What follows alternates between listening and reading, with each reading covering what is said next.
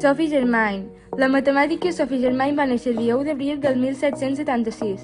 Va realitzar importants contribucions a la teoria de números i la teoria de l'elasticitat.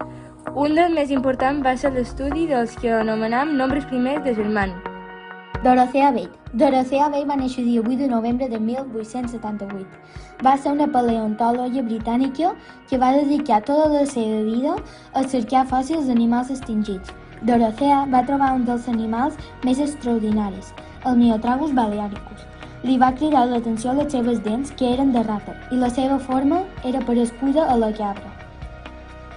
Entre 1921 i 1926, el seu principal èxit van ser l'àlgebra moderna, on va desenvolupar la teoria d'ideals en anells comparatius. Entre 1927 i 1935, en l'etapa final de la seva vida, es va dedicar sobretot a l'àlgebra no commutativa, números hiperjomables i de teoria de grups.